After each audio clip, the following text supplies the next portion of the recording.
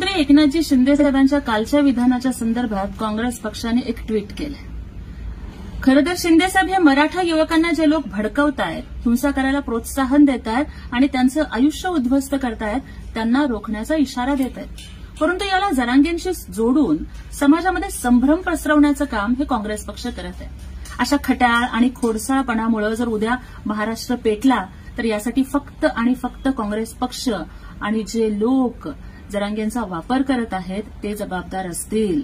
कायदा आणि सुव्यवस्था बिघडवणाऱ्यांचा कार्यक्रम करण्यास सरकार सक्षम आहे। जरांगे दादांनी खरं तर राजकारण करू नये, ते सामाजिक कार्यकर्ते आहेत आणि त्यांना सामाजिक कार्यकर्ता म्हणून समाजानं जो मान आणि स्थान दिलेलं आहे ते त्यांनी जपावं। प्रस्थापित मराठ्यांनी जर त्यांना चालवलं तर मग गरीब मराठ्यांना न्याय कसा मिळेल? मुख्यमंत्री एकनाथजी शिंदे साहेबांनी मराठा आरक्षण दिलं, आंदोलनाला जीवनदान दिलं, पण काँग्रेस पक्षानं मराठ्यांच्या नावावरती फक्त सत्ता भोगली पण कधी न्याय केला नाही।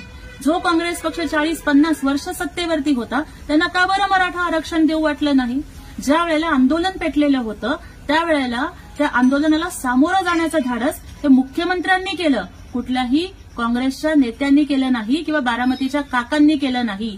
वेळोवेळी जरांगेंच्या सगळ्या मागण्या मान्य करणं आणि आंदोलनाला न्याय देण्याची भूमिका ही एकनाथजी शिंदे साहेबांनी घेतलेली आहे। आणि दुसऱ्या बाजूला जेव्हा आपला पक्ष हातातून जातो, जेव्हा चिन्ह हातामधून जातं, तेव्हा 40 वर्षानंतर दुसऱ्याच्या खांद्यावरती बसून रायगडावरती जाणारे लोक, त्यांनी कधीही मराठा समाजाला आरक्षण दिलेलं नाही।